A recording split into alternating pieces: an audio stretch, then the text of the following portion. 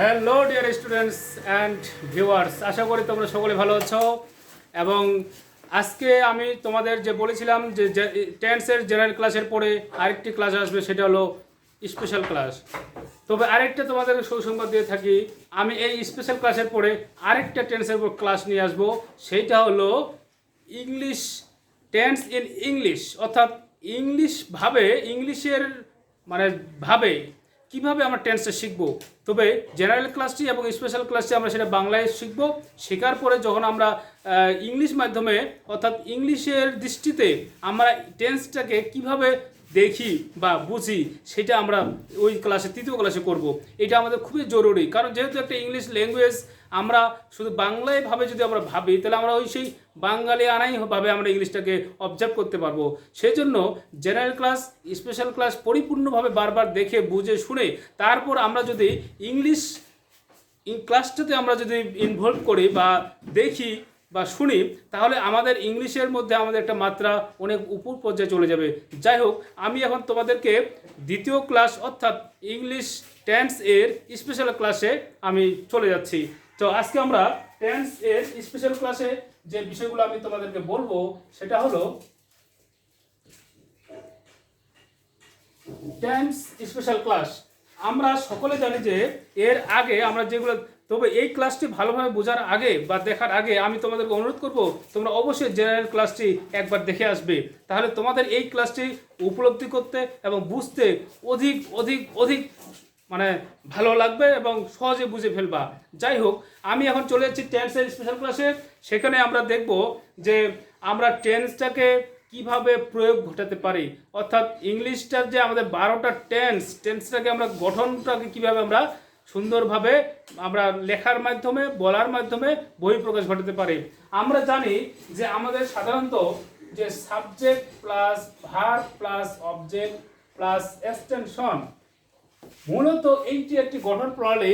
English জগতে যতগুলো গঠন মানে বাক্য আছে অর্থাৎ সেন্টেন্স আছে, সবগুলো বাক্যকে আমরা এই স্ট্রাকচারের মধ্যে আমরা দেখাতে পারি বা বিশ্লেষণ করতে পারি, আলোচনা করতে পারি।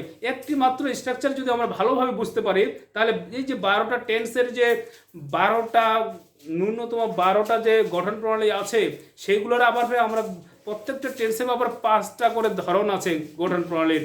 যেমন আমরা প্রেজেন্ট ইন্ডিফিনিট টেন্সে যেমন একটা হামূলক একটা কথা বাক্য বলতে পারি, আবার না বোধক বলতে পারি, আবার আমরা না ও প্রশ্নবোধক বলতে পারি, প্রশ্নবোধক শুধু বলতে পারি, আরেকটা বলতে পারি WS কোশ্চেন। তো যাই হোক, এই 5 প্রকার, অর্থাৎ তাহলে 5 প্রকারের যদি আমাদের এক একটা টেন্সের মধ্যে 5 ধরনের গঠন হচ্ছে, তাহলে আমরা বলতে পারি 5 × 60 এবং 5 পারফেক্ট টেন্সের 2টি বেশি, 62টা গঠন প্রণালী আমাদের এই টেন্সের মধ্যে ক্লিয়ার হয়ে যাবে আজকে। এই 62টা গঠন প্রণালী যার মধ্যে আছে, আমি মনে করি সে মোটামুটিভাবে শুধু নয়, প্রায় গোটাগুটিভাবে সে ইংলিশ জগৎটাকে ধারণ করে ফেলেছে। তো আজকে আমরা চলে যাব 62 প্রকার গঠন প্রণালী শিখে ফেলবো।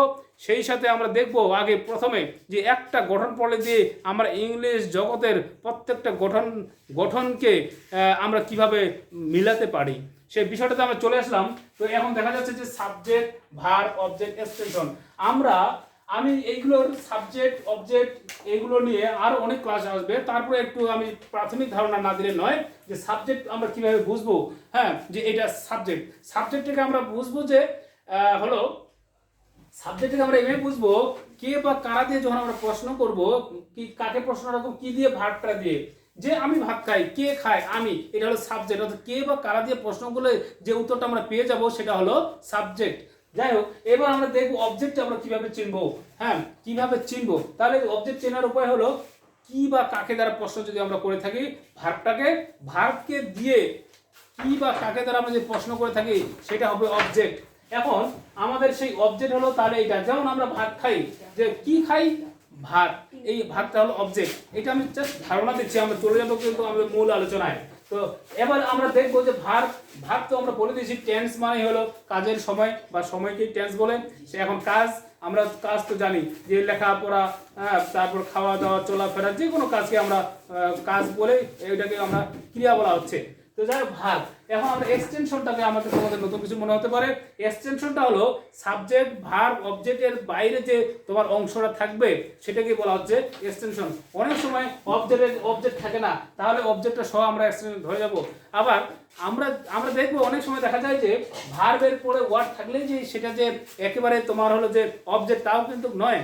ভার্বের পরে একটা ওয়ার্ড থাকলেই সেটা অবজেক্ট নয়। তাহলে অবজেক্ট আমরা বলে দিচ্ছি কি বা কাকে দ্বারা প্রশ্ন করলেই একমাত্র অবজেক্ট। আবার অনেক সময় দেখা যাবে যে পরে ভার্বটা আছে কিন্তু কি বা কাকে দ্বারা উত্তর হচ্ছে। যেমন আমরা একটা উদাহরণ দিতে পারি যে আমি স্কুলে যাই, আমি স্কুলে যাই। আমরা যে প্রশ্ন করি কি যাই, কাকে যাই, কোনো উত্তর পাচ্ছি না, তার মানে I go to school, to স্কুলটা যে আছে এটা কিন্তু অবজেক্ট নয়।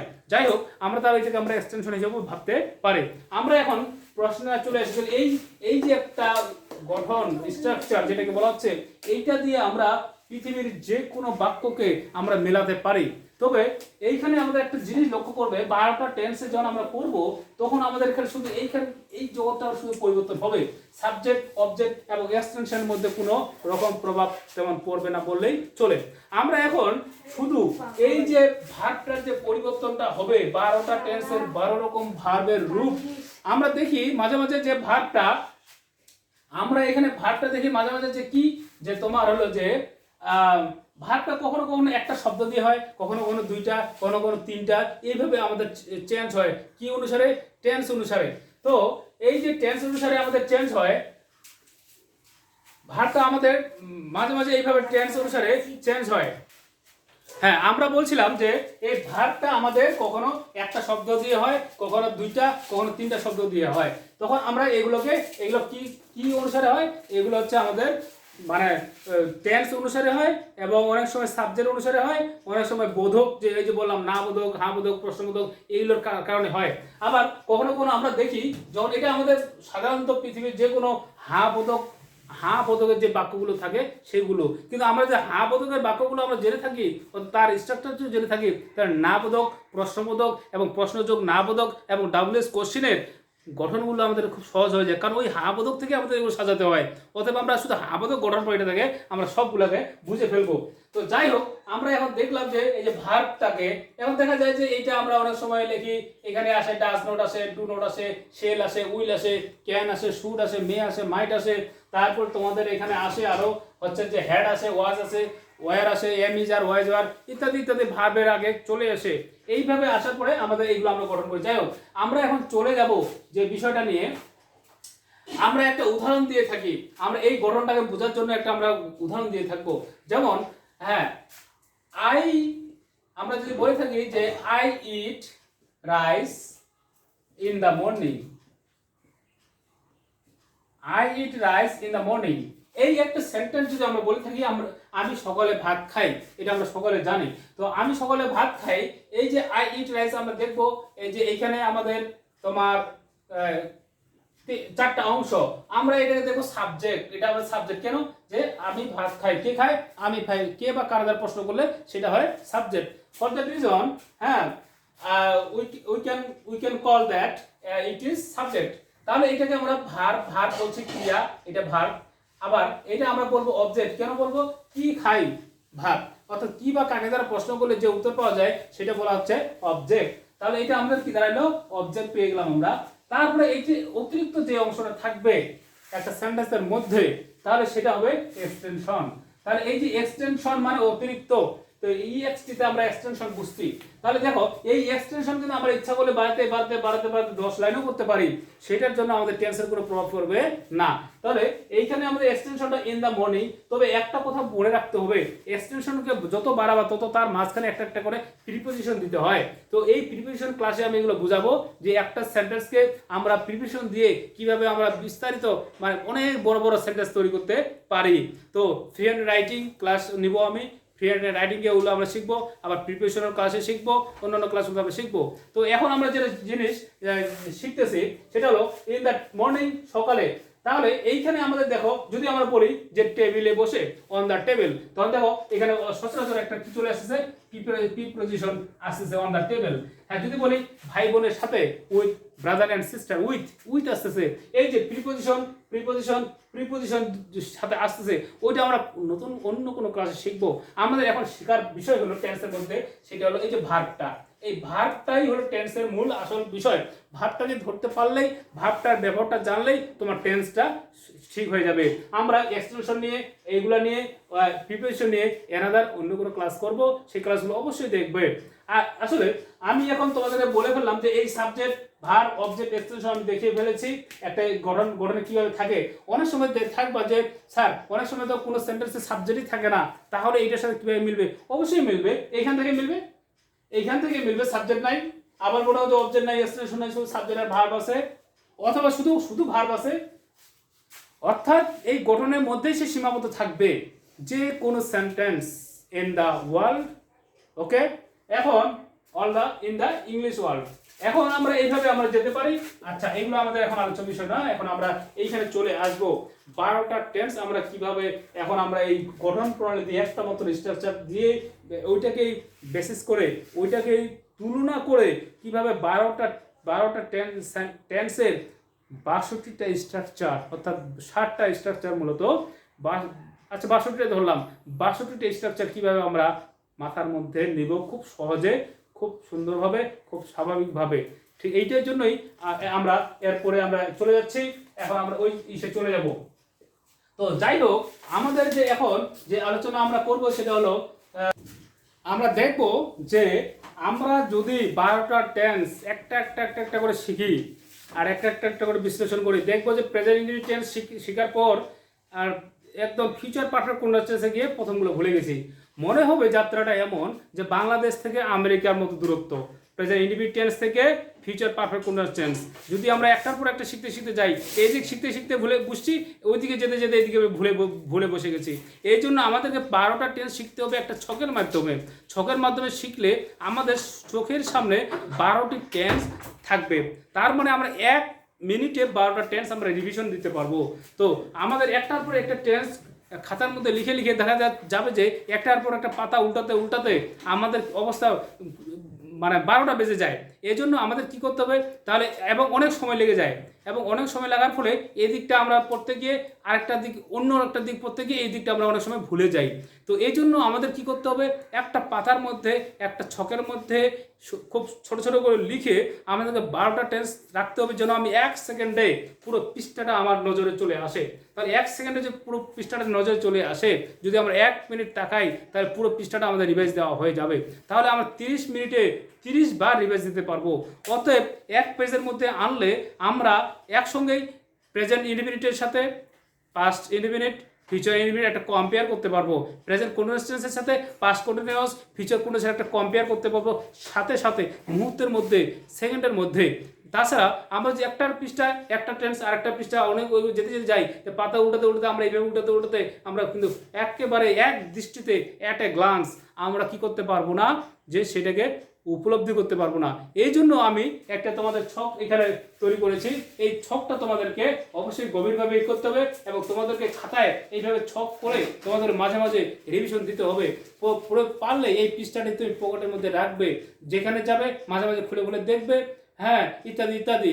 হ্যাঁ, কেউ কাগজ যদি লজ্জা পাও, যখন একটু বাথরুমে গিয়ে প্রয়োজন ওই কাগজটা খুলে খুলে দেখবে। হ্যাঁ, কারোর সামনে অনেকে আছে মানুষের সামনে পড়াশোনা করতে, বেশি বেশি পড়াশোনা করতে লজ্জা পায়, কিন্তু দুষ্টামিটাতে লজ্জা পায় না। হ্যাঁ, কারণ আমাদের সমাজে এইটাই হয়ে গেছে যে ভালো কাজটাই লজ্জা, খারাপ কাজটাই হচ্ছে খুব বাহবা পাওয়া। তো যাই হোক, আমাদেরকে কিন্তু এই কাজটা করতে হবে যে আমরা একটা পৃষ্ঠার মধ্যে লিখে রাখবো। তো আমি চলে আসলাম আমাদের মূল পয়েন্টে। এখন এইখানে বলা হচ্ছে present indefinite tense. Present indefinite টেন্সে আমরা এখন দেখব যে আমরা সাধারণত প্রেজেন্ট ইনডিফিনিট টেন্সে কি দেখি, যে আমি বলে দিছি যে প্রেজেন্ট ইনডিফিনিট টেন্স হবে সেই টেন্সগুলো বাংলা বাক্যটা তোমরা যখন দেখবা যে কি থাকবে না শেষে, তো ওই চেনার উপায়ে তে থাকবে না, আ থাকবে না, অন্তস্থ একার আ থাকবে না, আর কি থাকবে না, তে প্লাস সময় থাকবে না। তাহলে আমরা সেটা বুঝবো কি প্রেজেন্ট ইনডিফিনিট টেন্স। এখন এবং সেটা আমরা আরেকটু ভালোভাবে বুঝতে পারি যে চেনার উপায়টা সাধারণত এটার বেলায় থাকে কি, চেনার উপায়টা সাধারণত থাকে রস্যই অন্তস্থয় এ ও, অথবা চিরন্তন সত্য অভ্যাসগত কর্ম। এইগুলো বুঝালে যদি বাংলা ক্রিয়া শেষে রস্যই অন্তস্থয় এ ও এবং ওই ওই কর্মটা যদি কি বোঝায় চিরন্তন সত্য হয় সেন্টেন্স বাক্যটা এবং অভ্যাসগত কর্ম হয়, তাহলে আমরা সেটা বুঝবো প্রেজেন্ট ইনডিফিনিট টেন্স। যেমন আমি ভাত খাই, তাহলে আমি ভাত খাই যদি আমি বলি, তাহলে সেটা দাঁড়াচ্ছে আমাদের, যেমন একটা উদাহরণ দিতে পারি, আমি ভাত খাই। তাহলে আমি ভাত খাই এর ইংলিশটা হলো I eat rice. I eat rice. তাহলে আমি ভাত খাই, আই ইট রাইস। তাহলে এখন গঠন করে আমরা চলে আসি, তাহলে সাবজেক্ট আই, ভার্ব হলো ইট, আর অবজেক্ট হলো রাইস। এক্সটেনশন নাই, কোনো সমস্যা নাই, থাকলে থাকবে দিব, না থাকলে নাই। এখন তাহলে আই ইট রাইস আমরা এটা হয়ে গেল প্রেজেন্ট ইনডিফিনিট টেন্স, এই গঠন প্রণালী দিয়ে আমরা করে ফেললাম। তো এখন এইটাকে আমরা অনেক সময় দেখা যায় যে আমাদের যে জিনিসটা আসবে, যদি সাবজেক্টটা যদি থার্ড পারসন সিঙ্গুলার নাম্বার হয়, থার্ড পারসন সিঙ্গুলার নাম্বার যদি হয় সাবজেক্টটা, তাহলে ভার্বের সাথে আমরা এস অথবা ইএস অথবা আইইএস যুক্ত করব। হ্যাঁ, এই জিনিসটা আমাদের মনে রাখতে হবে কি, এস অথবা ইএস অথবা আইইএস আমরা যুক্ত করব কখন, সাবজেক্টটা যখন আমাদের থার্ড পারসন সিঙ্গুলার নাম্বার হবে, তখন আমরা এইগুলো ভার্বের সাথে লাগাবো। কারণ এস কোথায় লাগাবো, ইএস কোথায়, আইইএস কোথায়, সেটা আমাদের বিষয়। সেটা হলো ভার্বের শেষে যদি সাবজেক্টটা যদি থার্ড পারসন সিঙ্গুলার নাম্বার হয় এবং ভার্বের শেষে যদি S, S H, double S, C H, X, O ইত্যাদি থাকে, তাহলে ভার্বের শেষে আমরা ইএস যুক্ত করব। আর একটা কথা বলি, সাবজেক্টটা যদি থার্ড পারসন সিঙ্গুলার নাম্বার হয়, ভার্বের শেষে যদি ওয়াই থাকে এবং ওয়াই এর আগে যদি কনসোনেন্ট থাকে, তাহলে ওয়াইটা তুলে দিয়ে আমরা কি করব, আইইএস যুক্ত করব। এখন এই বিষয়গুলো মাথার মধ্যে রাখবে, এবং তোমাদের যদি এই বিষয়গুলো সমস্যা থেকে থাকে, আমি তোমাদের কমেন্টে এগুলো উদাহরণ দিয়ে বুঝিয়ে দিব। তোমরা খালি বলবে স্যার ওইগুলো নিয়ে আমাদেরকে একটা উদাহরণ দেন, কারণ এইখানে দিলে ভিডিওটা অনেক বড় হয়ে যাবে। আমি কিছু অবশ্য রেখে দিব কমেন্টের কারণে, কারণ কমেন্টে আমি তোমাদের সাথে এইটা নিয়ে তোমাদেরকে বুঝাবো, বিস্তারিত বুঝাবো। তোমরা খালি কমেন্টে লিখবে স্যার এই বিষয়টা একটু উদাহরণ দিয়ে বুঝিয়ে দেন, আমি কমেন্টে তোমাদের লিখে উদাহরণ দিয়ে বুঝিয়ে দিব। ওকে, এখন আমাদের এটা গেল আইএস যুক্ত করতে হবে। এখন এই জিনিসটাকে আমরা এখন দেখা যাবে যে এখানে আমরা হা বোধক, না বোধক, প্রশ্নবোধক, ডাব্লিউএস কোশ্চেন ইত্যাদি ইত্যাদি বিষয়গুলো আমাদের আসবে। তখন আমরা কি করব, যখন প্রশ্নবোধকের না বোধকের ক্ষেত্রে আমরা দেখব যে না বোধকের ক্ষেত্রে না বোধক যদি হয়, তাহলে আমাদের এখানে ডু নট অথবা ডাজ নট বিষয়টি চলে আসে, ডু নট অথবা ডাজ নট চলে আসবে। এবং ডু নট অথবা ডাজ নট যেমন সাবজেক্ট যদি থার্ড পারসন সিঙ্গুলার নাম্বার হয়, অর্থাৎ হি সি যে কোনো একটি নাম অথবা ইট হয়, তাহলে আমরা সেটাকে এখানে লাগাবো ডাজ নট। যেমন সে ভাত খায় না, he does not eat rice. আমি ভাত খাই না, আই ডোন্ট ইট রাইস। অন্য ক্ষেত্রে আমরা বসাবো ডু নট, এবং সাবজেক্ট যদি হি সি যে কোনো একটি নাম অথবা ইট অথবা থার্ড পারসন সিঙ্গুলার নাম্বার হয়, তাহলে আমরা সেখানে বসাবো ডাজ নট। হ্যাঁ, কিসের সময়, কখন, না বোধকের ক্ষেত্রে। তাহলে এখন আমরা প্রশ্নবোধকের বেলা যদি আমরা আসি, প্রশ্নবোধকের বেলায় আমরা চলে আসবো, এখানে চলে আসবে যে কি, আমরা দেখবো যে প্রশ্নবোধকের বেলায় সেটা হবে, প্রশ্নবোধকের বেলায় আমরা এখানে লিখবো, সেটা হলো প্রশ্নবোধকের বেলায় আমরা সেখানে লিখবো যে তোমার ডু বা ডাজ একটু কি সাবজেক্টের আগে চলে আসবে। প্রশ্নবোধক যখন আমরা প্রশ্নবোধক করবো, তখন ডু বা ডাজ সাবজেক্টের আগে চলে আসবে। যেমন আমরা বলতে পারি ডু আই ইট রাইস, আমি কি ভাত খাই, ডু আই ইট রাইস। আবার যদি ডাব্লিউএস কোশ্চেন যদি হয়, তাহলে আমি কখন ভাত খাই, when do I eat rice। অর্থাৎ এইখানে দেখো একটা জিনিস, এইটার সাথে এটা মিল আছে, শুধু হোয়েনটা যুক্ত হয়েছে, আর এটার সাথে এটার হুবহু মিল আছে, শুধু এখানে ডাব্লিউএস কোশ্চেন অর্থাৎ হোয়েন, হাউ, হু, হুম ইত্যাদি ইত্যাদি এগুলো থাকলে আমরা ডাব্লিউএস কোশ্চেন বলে থাকি। আর এইটা উপরেরটা হলো ইয়েস নো কোশ্চেন। যাই হোক, ইয়েস নো কোশ্চেন এবং ডাব্লিউএস কোশ্চেন নিয়ে আমি আরেকটা এক্সট্রা একটা ভিডিও করবো, এটা খুব গুরুত্বপূর্ণ বিষয়।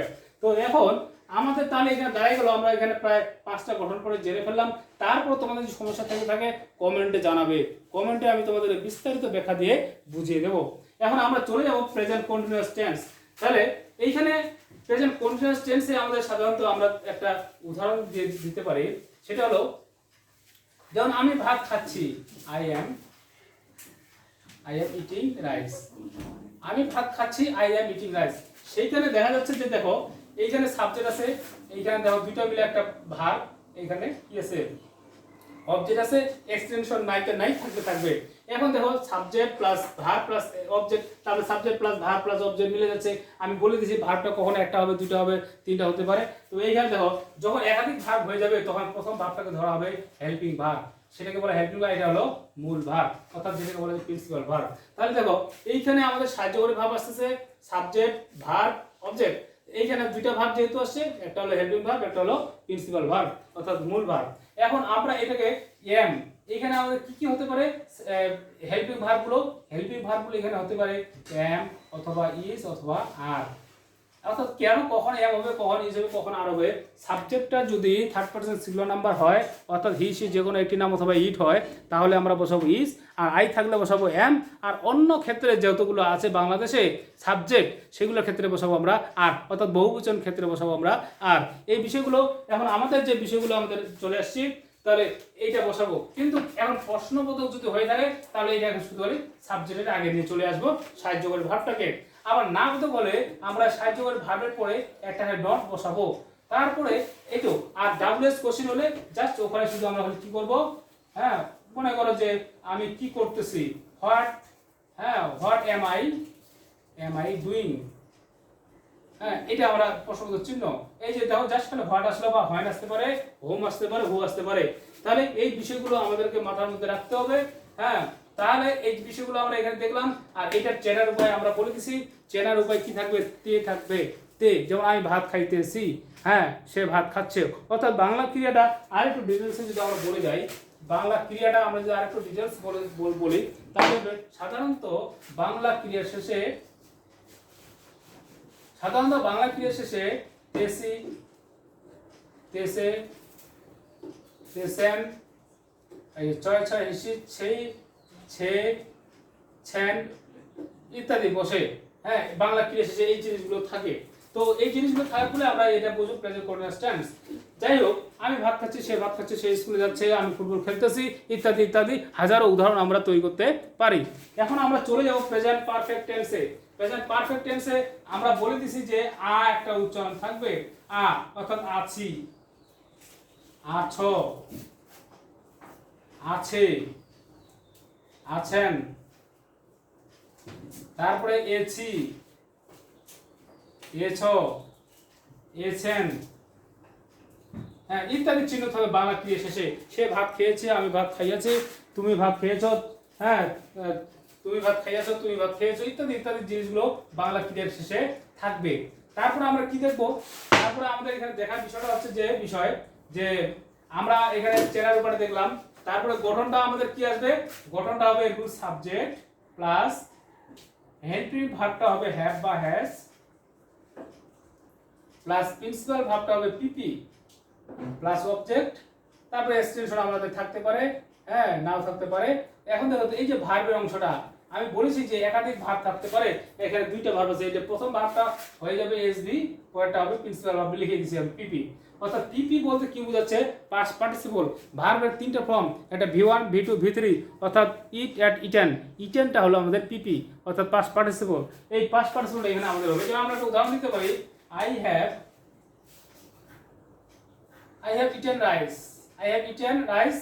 হ্যাঁ আমি ভাত খেয়েছি। তাহলে দেখো সাবজেক্ট, আমরা এখানে সাবজেক্ট দেখলাম, ভার্ব দেখলাম, অবজেক্ট দেখলাম। তাহলে দেখো সাবজেক্ট, ভার্ব, অবজেক্ট, এক্সটেনশন থাকতে পারে, না থাকতে পারে, থাকলেও কোনো সমস্যা নাই, না থাকলেও কোনো সমস্যা নাই। এইটা গেল। তাহলে ভার্বটা এখানে কয়টা আছে, দুইটা আছে। তাহলে প্রথম ভার্বটা হবে হেল্পিং ভার্ব, পরের ভার্বটা হবে প্রিন্সিপাল ভার্ব। কিন্তু কথা হচ্ছে যে এখানে হেল্পিং ভার্বটা কখনো হ্যাভ হবে, কখনো হ্যাজ হবে।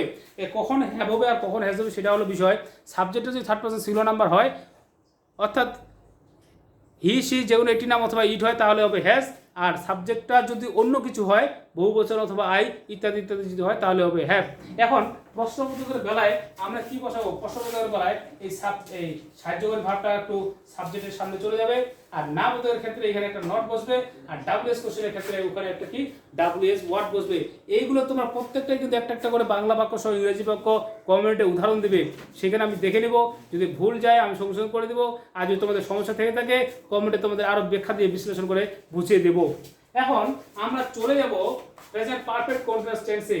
আমি প্রেজেন্ট পারফেক্ট কন্টিনিউয়াস টেন্স আমি বলেছিলাম যে তে প্লাস সময় এরকম একটা উল্লেখ থাকবে, ক্রিয়াতে থাকবে তে আর একটা সময় উল্লেখ থাকবে, তাহলে আমরা বুঝবো সেটা হলো কি প্রেজেন্ট পারফেক্ট কন্টিনিউয়াস টেন্স। আরেকটা হলো যে এখানে মূলত চেনার উপায়টা হচ্ছে প্রেজেন্ট কন্টিনিউয়াস এর মতোই, জাস্ট এখানে একটা সময় উল্লেখ থাকবে। যেমন আমি 2 ঘন্টা ধরে ভাত খাচ্ছি, হ্যাঁ, সে 3 ঘন্টা ধরে ভাত খাচ্ছে, আমি সকাল থেকে ভাত খাচ্ছি, তাহলে খাচ্ছি বা খাইতেছি ওই প্রেজেন্ট কন্টিনিউয়াস এর মতো, প্লাস এখানে জাস্ট সময় একটা উল্লেখ থাকবে, তাহলে আমরা একটা বুঝে নিব তাহলে এটা একটা প্রেজেন্ট পারফেক্ট কন্টিনিউয়াস টেন্স। সময় উল্লেখ না থাকলে প্রেজেন্ট কন্টিনিউয়াস টেন্স, আর প্রেজেন্ট কন্টিনিউয়াস টেন্সের মতো যদি হয় সেখানে যদি সময় উল্লেখ থাকে সেটা হলো প্রেজেন্ট পারফেক্ট কন্টিনিউয়াস টেন্স। ওকে, এখন আমরা এখানে একটা প্রশ্ন, আমরা এখন একটা উদাহরণ এখানে দাঁড় করাতে পারি, সেটা হলো যেমন আই হ্যাভ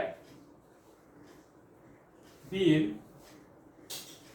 ইটিং রাইস, হ্যাঁ, সিন্স মর্নিং। তাহলে I have been eating rice since morning, তাহলে এটা আমাদের সাবজেক্ট, আর এই যে দেখো তো এটা গোটাটাই মিলে একটা ভার্বের জায়গা, এটা হলো অবজেক্ট, তারপরে এই আমরা এক্সটেনশন দেখলাম। এখানে কিন্তু একটা এক্সটেনশন আনতেই হবে, এক্সটেনশন না আনলে আমরা কিন্তু বুঝতে পারবো না যে এটা কোন টেন্সে আছে। তাহলে এখন এখানে আমরা দেখবো যে সাবজেক্ট ভার্ব, এখানে তো 3টা ভার্ব আছে, তাহলে প্রথম ভার্বটা আমরা দেখলাম যে এটা কি হেল্পিং ভার্ব। কারণ হেল্পিং ভার্ব এখানে হ্যাভ বা হ্যাজ যেগুলো একটা হতে পারে, আর হ্যাভ বা হ্যাজ কখন কিভাবে হবে সেটা আমি প্রেজেন্ট পারফেক্ট টেন্সে বলে দিয়েছি। এখন আমাদের এটা জাস্ট খালি না বোধক হলেই হ্যাভ হ্যাজ এর পর একটা নোট হবে, তারপরে প্রশ্নবোধক হলে হ্যাভ বা হ্যাজটা সাবজেক্টের সামনে চলে যাবে, আর ডাব্লিউএস কোশ্চেন যদি হয় তাহলে একটা ডাব্লিউএস ওয়ার্ড বসবে। এখন কথা হলো আমাদের এইখানে সিন্স, কখনো সিন্স বসে কখনো ফর বসে, আবার কখন সিন্স বসবে কখন ফর বসবে সেটা একটা জানার বিষয়। এখন সিন্স কখন বসবে, যখন আমরা দেখব কোনো একটা নির্দিষ্ট সময় বোঝাচ্ছে, নির্দিষ্ট সময় পয়েন্ট অফ টাইম যেটাকে বলা হয় সেটা হলো সিন্স, তখন সিন্স। যেমন কখন থেকে ভাত খাচ্ছি, সকাল হতে, আমি সকাল হতে ভাত খাচ্ছি, সকাল একটা নির্দিষ্ট সময়। আর যদি আমি বলতাম আমি 2 ঘন্টা ধরে ভাত খাচ্ছি, হ্যাঁ, তাহলে সেটা একটা নির্দিষ্ট সময় না, এটা ডিউরেশন অফ টাইম, একটা সময়ের সমষ্টি, অর্থাৎ সেটা হলো অনির্দিষ্ট সময়, তখন আমরা বসাবো ফর। তাহলে আমরা আরেকটা বলতে পারি 10 বছর ধরে সে পড়াশোনা করছে, তাহলে হবে এখানে কি ফর, অর্থাৎ অনির্দিষ্ট সময়। আর যদি বলা হয় যে 2010 সাল থেকে সে পড়াশোনা করছে, তাহলে আমরা বলবো এটা একটা নির্দিষ্ট সময় 2010 সাল, তাহলে 2010 সালে এখানে আমরা তার সামনে বসাবো আমরা সিন্স। তাহলে এই যে সময় ও ফর এবং সিন্সের ব্যবহারটা তোমাদের যদি আরও কনফিউশন থেকে থাকে প্লিজ কমেন্টে জানাও যে স্যার সিন্স এবং ফরটা আমাদের আরও ডিটেলস একটু বলে দেন, আমি কমেন্টে তোমাদের উত্তর দেওয়ার জন্য অপেক্ষায় আছি। এখন আমরা চলে যাব, তাহলে এখানে আমাদের কাজ আমাদের ক্লিয়ার হয়ে গেল। আমরা প্রেজেন্ট টেন্সটা এইভাবে তোমাদের খাতার মধ্যে তোমরা সাজাবে, সাজানোর পর তোমরা প্রেজেন্ট পাস্ট ফিউচার এইভাবে সাজাতে হবে, সাজিয়ে তোমাদের একটা পাতার মধ্যে ছোট ছোট করে লিখবে, পারলে কম্পোজ করে এক পাতার মধ্যে সাজিয়ে বারবার রিভিশন দিলে তোমার মাথার মধ্যে টেন্সটা একদম প্রতি মুহূর্তের জন্য সেট আপ হয়ে যাবে। এখন আমরা চলে যাবো পাস্ট ইনডিফিনিট টেন্সে। পাস্ট ইনডিফিনিট টেন্সে আমি বলেছিলাম যে পাস্ট টেন্সের চেনার উপায় কি, পাস্ট টেন্সের চেনার উপায় শেষে ল আর কি থাকবে, ম থাকবে, অথবা নি বা নাই থাকবে। তো ল আর ম আমরা দেখবো এখানে। আমরা সাধারণত এখানে এই যে ল, ল, লে, লাম এইগুলো চিহ্ন থাকে আমাদের পাস্ট টেন্সে বাংলা ক্রিয়ার শেষে, যেমন আমি ভাত খাইলাম, সে ভাত খাইলো, ইত্যাদি ইত্যাদি। এখন কথাটা হচ্ছে বিষয় যে আমি গত জেনারেল ক্লাসে বলেছিলাম ল থাকার পরেও প্রেজেন্ট ইনডিফিনিট টেন্স হয়, কেন হয় সেটা আমি জেনারেল ক্লাসে বলে দিয়েছি, প্লিজ তোমরা একটু জেনারেল ক্লাসটি আরেকবার দেখে নাও। এখন আমি চলে যাব গঠনে। যেমন আমি এখন বলি আমি ভাত খেলাম, আমি ভাত খেলাম, তাহলে এখানে এখানে কি আছে, শেষে ম আছে, বাংলা ক্রিয়ার শেষে কি আছে, ম আছে। তাহলে এখন আমরা এখানে লিখবো, এর ইংলিশটা লিখবো আই অ্যাট রাইস।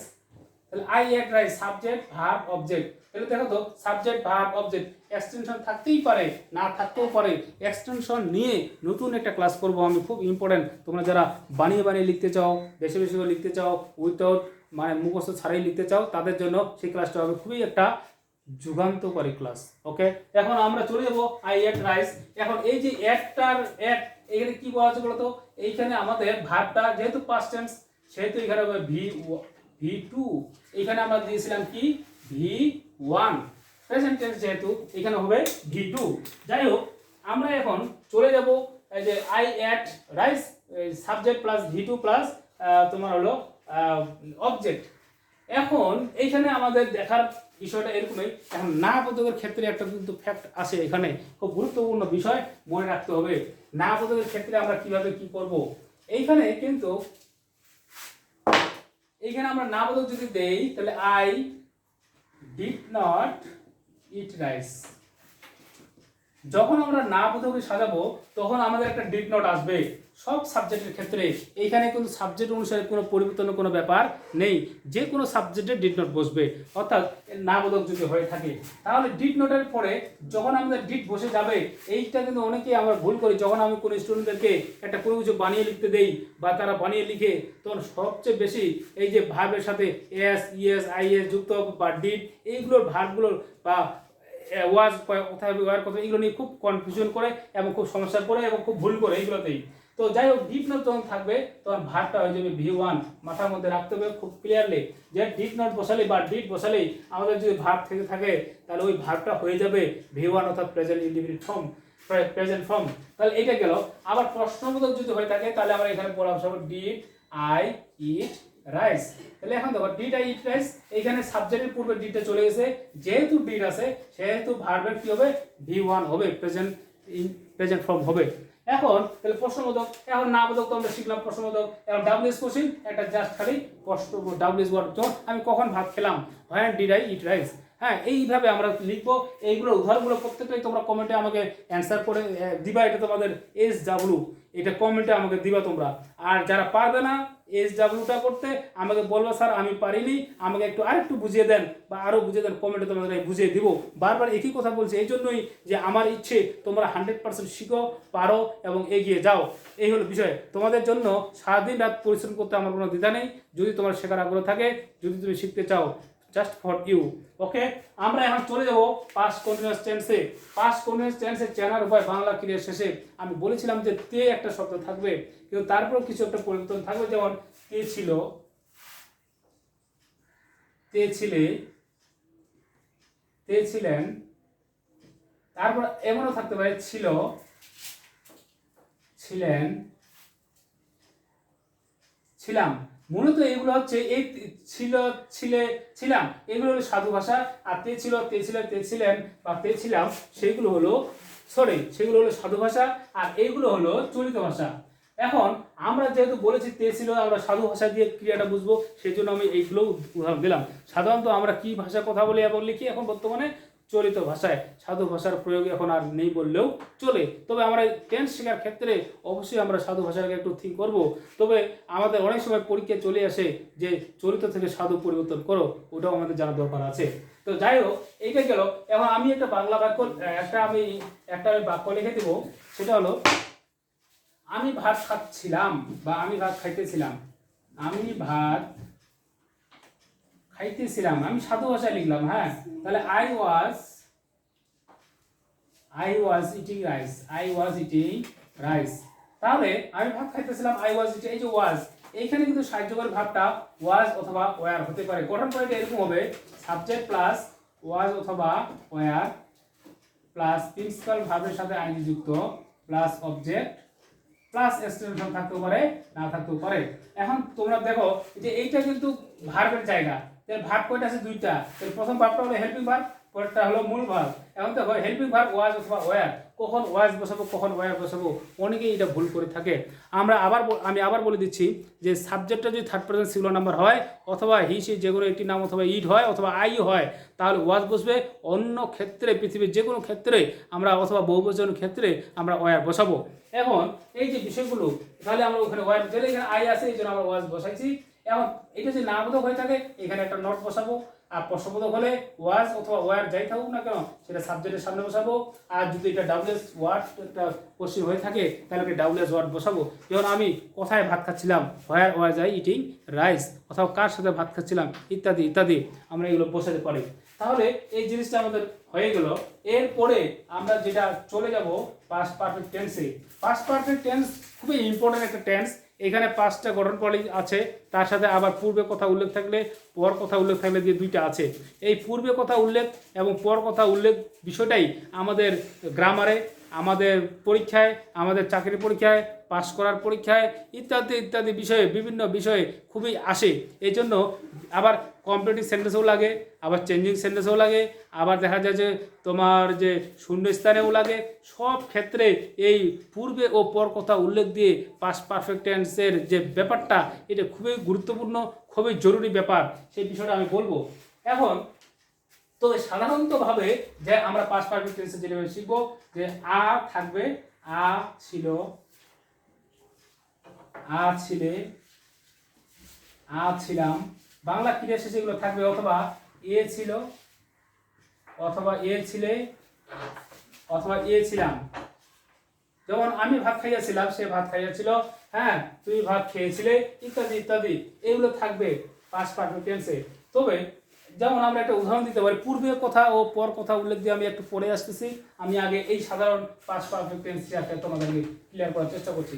গঠন প্রণয়টা হবে এরকম যে সাবজেক্ট প্লাস এসভি একটা হবে হ্যাড, তারপর পিভি হবে PP plus object plus extension. PV মানে মূল ভাবটা, অর্থাৎ মূল ভাবটা পিপি হবে মানে ভি3 হবে। এটাকে আমরা এই জায়গায় আমরা ভি3ও লিখতে পারি। আর এখানে হলো হেল্পিং ভার্ব হ্যাড। এখানে কিন্তু সাবজেক্ট অনুসারে যাই সাবজেক্ট থাকুক না কেন সব ক্ষেত্রে হ্যাড বসবে। তো এইখানে আমরা লিখবা, একটা উদাহরণ দিয়ে থাকি, যেমন I had eaten rice, I had eaten rice. তাহলে এখন দেখো আই হ্যাড ইটেন রাইস, এই হ্যাড আমি ভাত খেয়েছিলাম, এই হ্যাডটা হেল্পিং ভার্ব, এটা হলো ভি3 অর্থাৎ ভার্ব মূল ভার্বের প্রিন্সিপাল ভার্বের পাস্ট পার্টিসিপল ফর্ম। এখন এই যে বিষয়টা এইখানে আমরা দেখতে পাচ্ছি যে এখন এইখানে আমাদের যে নামবোধক হলে এখানে একটা নট বসাবো, আর প্রশ্নবোধক হলে এখানে হ্যাডটা নিয়ে আসবো, ডাব্লিউএস ওয়ার্ড হলে একটা ডাব্লিউএস ওয়ার্ড আসবো। এইখানে আমি যেটা উদাহরণ দিলাম শুধু পাস্ট পারফেক্ট টেন্সের বিষয়, এইখানে কিন্তু পূর্বে ও পর কথা উল্লেখ নেই। সেই বিষয়টা নিয়ে আমি এখন আসতেছি, মনোযোগ দিয়ে শুনবে, না বুঝলে অবশ্যই প্রশ্ন করবে, কমেন্ট করবে। আমি তোমাদের জন্য প্রয়োজনে আলাদা আলাদা করে পেজে ইন্ডিভিজুয়াল একটা ক্লাস, পেজে পারফেক্ট টেন্স একটা ক্লাস, অর্থাৎ 12টা টেন্স 12টা ক্লাস নিয়ে হাজির হব। আমি আজকে শুধু একসাথে একটা কম্বাইন ক্লাস নিচ্ছি, এর পরিবর্তে একটা টেন্স নিয়ে একটা ক্লাস করব, এটাও তোমরা পাবে। এখন আমার পূর্বে ও পর কথাগুলো যদি থাকে, যেমন আমরা এটা সাধারণত এইভাবে দেখে থাকি, অতীতে দুটি কাজ শেষ হয়েছিল, যে কাজটা আগেই শেষ হয়েছিল বা পূর্বে শেষ হয়েছিল সেটা হলো পাস্ট পারফেক্ট টেন্স, যে কাজটা পরে শেষ হয়েছিল সেটা হলো পাস্ট ইনডিফিনিট টেন্স। এখন আমরা অতীতে দুইটা কাজ শেষ হয়েছে একটু আগাপাশা করে, এখন যে কাজটা আগে শেষ হয়েছে সেটা পাস্ট পারফেক্ট টেন্স, যেটা পরে শেষ হয়েছে সেটা পাস্ট ইনডিফিনিট টেন্স। এখন পূর্বে কথা উল্লেখ থাকলে এবং পর কথা উল্লেখ থাকলে কি হবে এটা আমি বলে দেই। এখন বিফোর যদি থাকে, আমরা বলে দিছি যে দুইটা কাজ, তাহলে বিফোর যদি থাকে তাহলে বিফোর আমরা মাঝখানে বসাবো, এবং যে কাজটা আগে শেষ হয়েছে সেটা আমরা আগে বসাবো, অর্থাৎ পাস্ট পারফেক্ট টেন্সটা আগে বসাবো। আর পাস্ট ইনডিফিনিট টেন্স এটা আমরা পরে বসাবো, যে কাজটা পরে শেষ হয়েছে সেটা হলো পাস্ট ইনডিফিনিট টেন্স। আচ্ছা যদি আফটার থাকে মানে পর কথা উল্লেখ থাকে, তাহলে আমরা কি করব, প্রথমে পাস্ট ইনডিফিনিট টেন্সটা বসাবো, তারপরটা হলো পাস্ট পারফেক্ট টেন্সটা বসাবো, তারপর কি বসাবো, পাস্ট পারফেক্ট টেন্স। তো কথা হলো আমাদের পাস্ট ইনডিফিনিট টেন্স মানে বুঝে নিয়েছি যেটা হলো পরে ঘটছে, আর পাস্ট পারফেক্ট মানে যেটা হলো আগে ঘটছে। যেমন আমরা উদাহরণ দিতে পারি যে আমরা এটা মিশিয়ে দিই, পরে আমরা আবার লিখবো। এখন একটা উদাহরণ দিতে পারি যে পাস্ট পারফেক্ট টেন্সে আমরা উদাহরণ দিতে পারি যে রানা ভাত খাওয়ার পূর্বে, হ্যাঁ রানী ভাত খেয়েছিল। এখন দেখো তো রানা ভাত খাওয়ার পূর্বে রানী ভাত খেয়েছিল, কোনটা আগে ঘটেছে একটু থিঙ্ক করে দেখো, রানী আগে খেয়েছিল কিন্তু তার মানে ওটা হলো পাস্ট পারফেক্ট টেন্স, অর্থাৎ রানীটা হলো পাস্ট পারফেক্ট টেন্স, এটা হলো পাস্ট পারফেক্ট, ঠিক আছে। আর রানাটা হলো তারপরে খেয়েছে, এই জন্য হলো পাস্ট ইনডিফিনিট টেন্স। এখন এইটাকে আমরা ইংলিশ করবো, তাহলে দেখো তো বিফোর থাকলে আমরা পাস্ট পারফেক্ট টেন্স আগে বসাবো, তাহলে এইটা আগে বসাবো, অর্থাৎ আমরা লিখবো রানী হ্যাড ইটেন রাইস, তারপর কি বসাবো, বিফোর কি, তারপরে আমরা লিখবো যে রানা এট রাইস। আমরা পাস্ট ইনডিফিনিট টেন্স কিভাবে লিখতে হয় আমরা অলরেডি প্রথমে শিখে ফেলেছি। তাহলে Rana had eaten rice before Rana ate rice. এইভাবে আমরা পর যদি উল্লেখ থাকতো, পর উল্লেখ থাকলে আমরা এটা আগে লিখতাম Rana ate rice after Rani had eaten rice, just খালি এখানে আফটার হতো, দুইটা একই জিনিস, খালি মাথার মধ্যে রাখতে হবে কোন কাজটা আগে ঘটছে আর কোন কাজটা পরে ঘটছে। যেটা আগে ঘটছে এটা পাস্ট পারফেক্ট, যেটা পরে ঘটছে সেটা পাস্ট ইনডিফিনিট টেন্স। আর বিফোর থাকলে পাস্ট পারফেক্ট আগে, পাস্ট ইনডিফিনিট পরে, আফটার থাকলে পাস্ট ইনডিফিনিট আগে, পাস্ট পারফেক্টটা পরে এই জিনিসটা শুধু মাথার মধ্যে রাখতে হবে। আমরা এখন চলে যাব পাস্ট পারফেক্ট কন্টিনিউয়াস টেন্সে।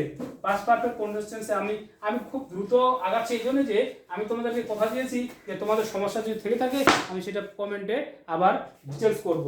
ওকে, তাহলে আমরা চলে গেলাম এবার 4 নম্বরে। 4 নম্বরে আমরা কি দেখলাম যে 4 নম্বরে past perfect continuous tense. Past perfect continuous tense. আচ্ছা, পাস্ট পারফেক্ট কন্টিনিউয়াস টেন্সে আমরা বলে দিচ্ছি যে ওখানে তে থাকবে প্লাস সময় থাকবে, আর মূল চেনার উপায়টা পাস্ট কন্টিনিউয়াস টেন্সের মতো হবে। তে ছিলাম, তে ছিলেন, তে ছিলাম, ছিলাম প্লাস সময় উল্লেখ। যেমন আমি 2 ঘন্টা ধরে ভাত খাচ্ছিলাম, হ্যাঁ, যেমন আমরা একটা উদাহরণ দিয়ে উদাহরণ দিতে পারি যে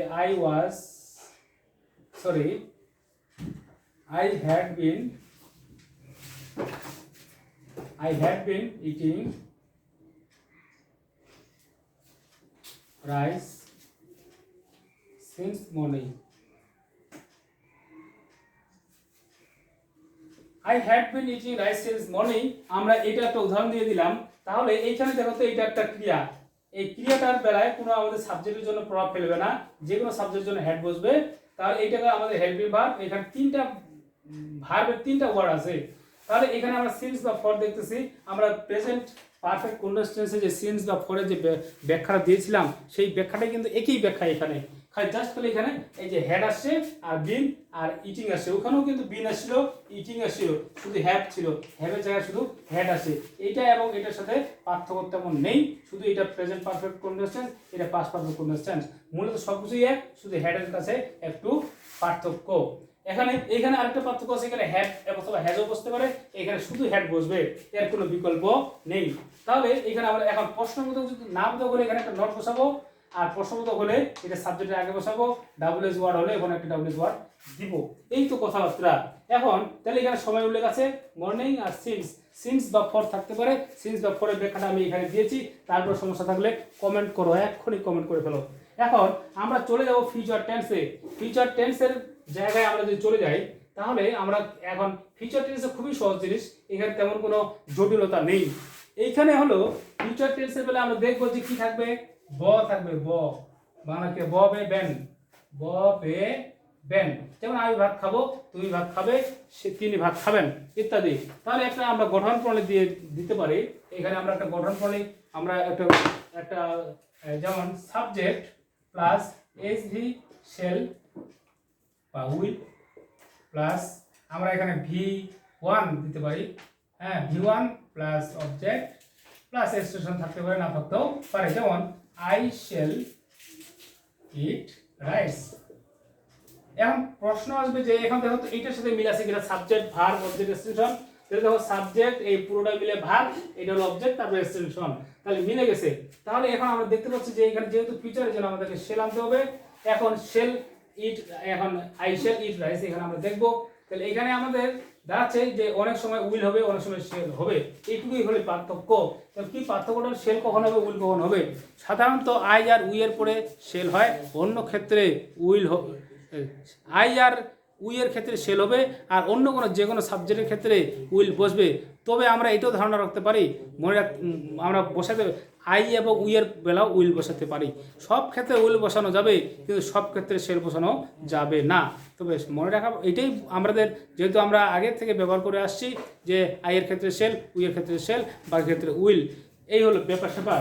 তাহলে না বোধক হলে এখানে একটা নট হবে, প্রশ্নবোধক হলে এটা এই সাবজেক্টের সামনে চলে যাবে, আর তোমার হলো যে কি ডাবলএস ওয়ার্ড হলে একটা ডাবলএস ওয়ার্ড বসবে। যখন আমি কখন ভাত খাবো, when shall I eat rice, এই হলো বিষয়টা। যেমন when shall I eat rice, আমি কখন ভাত খাবো। তাহলে ফিউচার কন্টিনিউয়াস টেন্সে আমরা এখন চলে যাব। এইখানে তে একটা কথা থাকবে, ক্রিয়ার সাথে একটা কি থাকবে, তে থাকবে। তাহলে আমি ভাত খেতে থাকবো, তে থাকবো, তে থাকবে, তে থাকবেন, এরকম তে থাকবো, হ্যাঁ, তে থাকবে, তে থাকবে ইত্যাদি চিহ্ন থাকবে।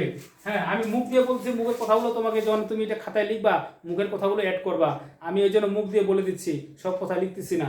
এখন এইখানে তোমাদের যে তে থাকবো, তে থাকবে, তে থাকবেন ইত্যাদি চিহ্ন থাকবে। যেমন আমি ভাত খেতে থাকবো, আমি ভাত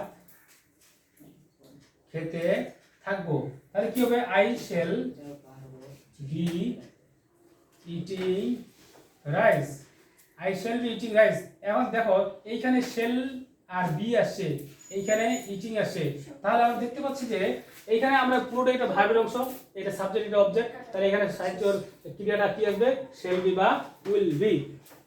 এখন কখন শেল হবে কখন উইল হবে সেটা আমরা ফিউচার ইনডিফিনিটে শিখে ফেলেছি, ওটা আর নতুন করে বলার কিছু নেই। তারপর প্রশ্ন থাকলে বলবা, আর বি তো হবেই যেহেতু ফিউচার কন্টিনিউয়াস টেন্স। আর কন্টিনিউয়াস টেন্স মানে আইএনজি যুক্ত। দেখো এর আগে আমরা কন্টিনিউয়াস টেন্স যেগুলো করছি প্রত্যেকটা ভাবের সাথে আইএনজি যুক্ত হয়েছিল, এই হলো বিষয়টা। তখন এইখানে যদি না বোঝা হয় এইখানে আমরা নটটা দিব। অনেকে আবার ভুল করে বি এর পরে নট দেয়, ওখানে দেওয়া যাবে না, আমরা শেলের পরে নট দিব। আর প্রশ্নবোধক হলে শেল বা উইল আমরা সাবজেক্টের সামনে নিয়ে আসবো। আর যদি ডাব্লিউএস ওয়ার্ড হয় তাহলে এরকম একটা হয় বা হাউ বা হু বা ইত্যাদি ইত্যাদি এগুলো বসাবো, তাহলে আমাদের ডাব্লিউএস ওয়ার্ড কোশ্চেনটা হয়ে যাবে। আমাদের ফিউচার কন্টিনিউয়াস টেন্স আমাদের কমপ্লিট হয়ে গেল। আমরা এবার চলে যাব ফিউচার পারফেক্ট টেন্সে। এখন ফিউচার পারফেক্ট টেন্সে যদি আমরা এখন আলোচনা করে থাকি, তাহলে আমরা জানি যে এখানে আ থাকবে, আ একটা চল থাকবে ক্রিয়ার সাথে, আ থাকবে, আ থাকবে, আ থাক কি রে আ থাকবো, আ থাকবেন, এরকম ই থাকবে, বিষয় থাকবে ক্রিয়ার সাথে। এখন আমরা যে একটা উদাহরণ দিই, আমি ভাত খেয়ে থাকবো, আমি ভাত খাইয়া থাকবো, ইত্যাদি ইত্যাদি। এখন আমরা একটা উদাহরণ দিতে পারি বাংলা ক্রিয়ার একটা তোমার স্ট্রাকচারটা আমরা বলতে পারি, লিখতে পারি এখানে সাবজেক্ট প্লাস এসভি একটা শেল বা উইল হবে, শেল বা উইল, তারপর প্লাস কি হবে শেল বা উইল, তারপরে তোমার হ্যাভ হবে, হ্যাভ প্লাস তারপর ভি3 প্লাস অবজেক্ট প্লাস এক্সটেনশন। এই যে বিষয়গুলো এখানে দেখো তো ক্রিয়াটা ভার্বটা, এই যে দেখো 1 2 হ্যাঁ 3, তিনটা মিলে একটা ভার্ব। আচ্ছা ভার্বের কাজ করেছে, ভার্বের জায়গায় তিনটা ওয়ার্ড বসেছে। এখন আমরা দেখব যে শেল বা উইল কখন হবে। আমরা তো এর আগে শিখে গেছি শেল বা উইল ওই একই রুলস। তারপরে হ্যাভটা হবে, হ্যাভ যে কোনো ক্ষেত্রে হ্যাভ হবে, আর ভি3 হবে, অর্থাৎ মূল ভার্ব পাস্ট পার্টিসিপল হবে। যেমন আমরা একটা উদাহরণ দিতে পারি, আই শেল হ্যাভ,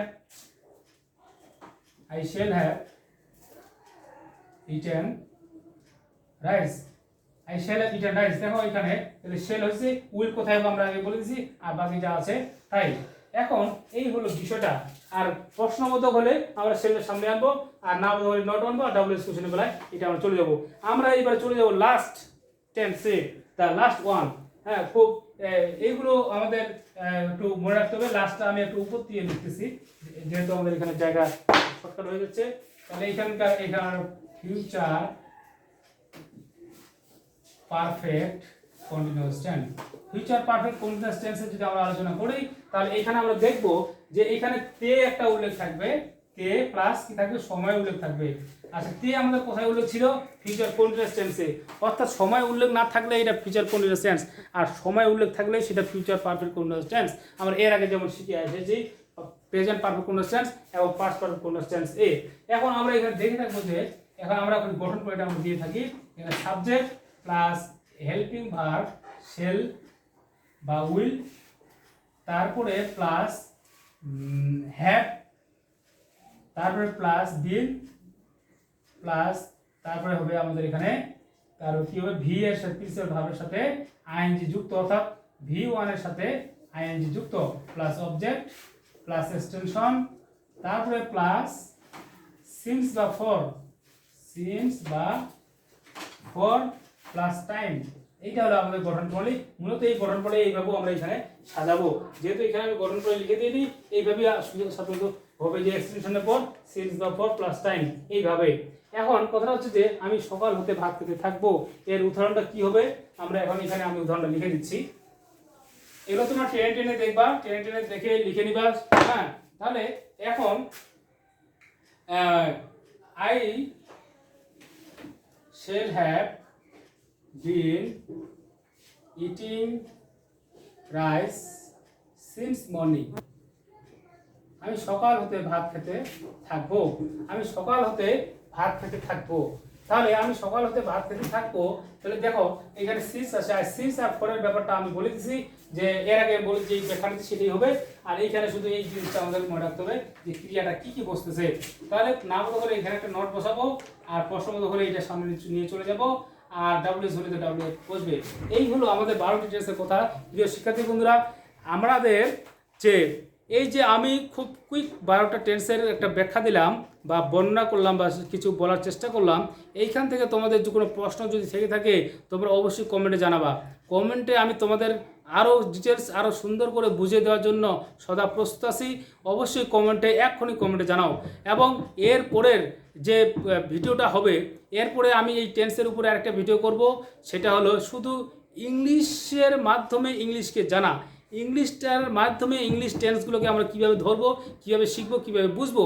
এরপরে আমাদের যে বিষয়গুলো আসবে, আমি প্রত্যেকটা 12টা টেন্স আবার একটা একটা করে টেন্স করেও আমি ভিডিও করব, সেটা হলো পরে। আগে আমি ইংলিশের মাধ্যমে টেন্সগুলোকে আমরা কিভাবে ধরবো, যে এইটা বোঝালে এইটা অমুক টেন্স, এইটা এরকম বোঝালে সেটা অমুক টেন্স, তখনই আমাদের টেন্সে ক্লিয়ার হবে। অর্থাৎ টেন্স না জানলে আমাদের সেন্স ক্লিয়ার হবে না, সেন্স ক্লিয়ার না হলে আমাদের ইংলিশ ক্লিয়ার হবে না। সকলকে ধন্যবাদ জানাচ্ছি। ভালো থাকো, সুন্দর থাকো।